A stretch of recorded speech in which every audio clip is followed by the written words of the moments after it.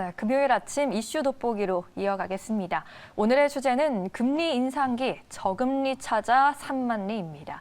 지난달 주택담보대출 평균 금리가 9년여 만에 최고치를 기록했다고 하죠. 관련 뉴스 많이 보셨을 텐데요. 내용 자세히 짚어보겠습니다. 이종근 시사평론가와 함께 하겠습니다. 어서 오십시오. 네, 안녕하십니까.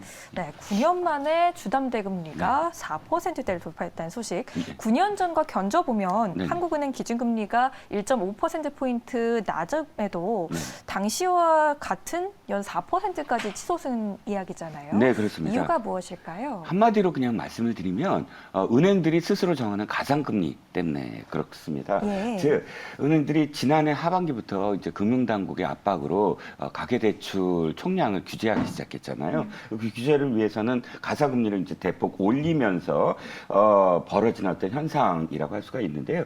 은행의 대출금리는 이제 가상금리로 붙이고 우대금리를 빼서 결정을 하는데 네.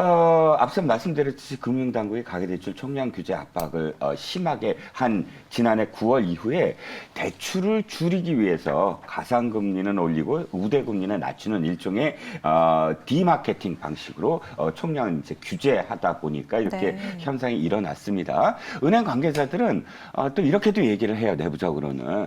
그런데요. 9년 전인 2013년도만 하더라도 네. 이 부동산 경기가 침체가 된 어떤 상황임에도 불구하고 대출 수요가 지금보다는 적었다는 거예요. 근데 그래서 가상금리를 낮추면서 서로 은행 간 경쟁을 하는 어떤 상황이 벌어졌는데 네. 지금은 가상금리를 높여도 대출 수요가 워낙 많다 보니까 은행들이 버틸 수가 있는 어떤 상황이 됐고요. 네.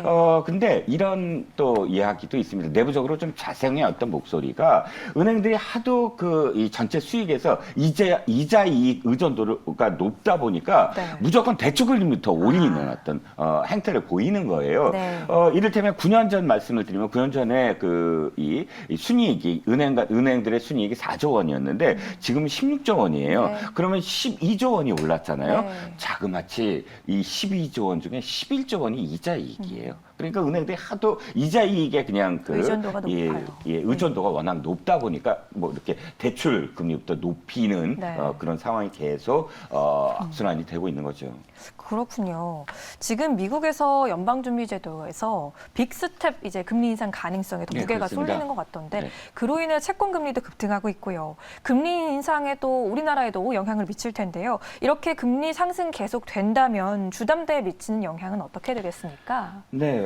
파월 의장이 이제 물가가 너무 높다 그러면서 이제 5월에 빅스텝을 이제 예고한 상태입니다. 네. 당연히 우리나라 주담대에 영향을 미쳐서 주담대 금리가 더 인상이 될 것 같아요. 더 상승을 할 것 같아요. 네. 일단 현재 단계에서도 시중은행에 벌써 6%대 주담대 이 상품이 이제 출시가 됐습니다. 우리은행만 하더라도 우리 아파트론 혼합 금리형이 6%대 주담대 상품을 출시를 했는데 이게 11년 만이라고 하더군요. 네. 시중은행 중에. 그리고 하나은행 역시 5.947%, NH농협은행이 5.82%로 상단 6% 진입이 이제 눈앞인데 아까 말씀을 드렸듯이 연준이 긴축을 하면 왜 우리 주담대가 올라가냐 하면 간단하게 말씀드리면 이겁니다. 미 연준이 통화 긴축을 실시를 하면 국채 금리가 오르게 되고 국채 금리가 오르게 되면 전 세계의 자금이 미국으로 쏠리게 될 수밖에 없잖아요. 네. 그러면 미국 이외의 국가나 은행이나 기업들이 투자 자금을 유치하려면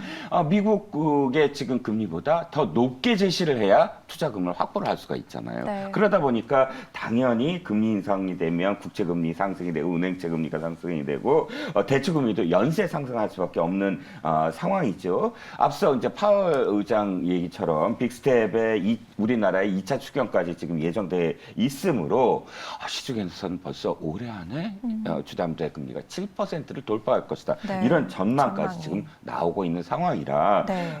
취약 차주 연끌을 해서 지금 부동산 투자를 했다든지 하는 분들의 충격은 더 심화될 것으로 지금 전망되고 있어요. 아, 그렇습니다. 이렇게 높아지고 있는 시중은행 대출에 사람들이 눈을 돌리는 곳이 있겠죠. 바로 인터넷 은행입니다. 카카오뱅크, K뱅크 같은 인터넷 은행인데 이쪽으로 가면 상황이 어떻게 달라지는 건가요? 일단 인터넷뱅크, 인터넷 은행들이 네. 개인 신용 대출에만 의존하다가 조금 이제 범위를 넓히고 있거든요. 네. 그래서 개인 사업자 대출이나 주담대 등에 이제 본격적으로 진출을 하고 있습니다. 현재 상품만 따져 보더라도 카카오뱅크 같은 경우 모바일 주담대 상품을 출시해서 한 달 만에 약정액이 1,000만 원대를 돌파하고 있고요.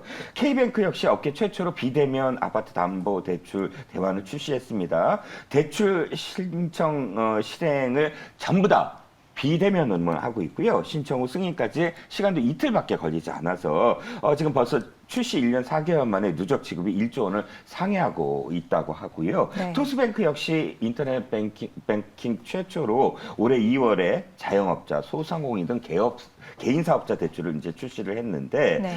물론 이제 지금 이렇게 각각의 어떤 인터넷 은행들이 말씀드렸듯이 이제 사업 영역을 넓히고는 있으나 네. 문제는 걸음마를 뗀 상태라고 할 수가 있어요. 일단 심사가 끝난 대출, 즉 갈아타기 영역이나 혹은 소상공인만 대상으로 이제 뭐 하는 상품이거나 혹은 리스크를 최소화하는 주담대 상품 정도여서 지금 걸음을 뗐다고 할 수가 있고요. 하지만 우리가 인터넷 은행에 기대를 거는 건 기존의 시중은행이 하고 있었던 것을 답습하라는 것이 아니라 네. 새로운 영역을 개척해서 네. 시중은행을 좀 견인하라라는 맞아요. 뜻이라고 생각을 한다면 아직까지는 색다른 뭐 수익 모델을 내놓거나 대출 상품을 내놓지 않고 있다. 그래서 좀 더 인터넷 뱅킹의 아이디어가 좀 더 창출돼야 되는 게 아니냐라는 의견이 지배적입니다. 네, 이렇게 인터넷 은행들이 시중은행들과 공정한 경쟁을 통해서 소비자들에게 더 좋은 기회를 제공할 수 있었으면 좋겠습니다. 지금까지 이종근 시사평론가와 함께했습니다. 오늘 말씀 잘 들었습니다. 네.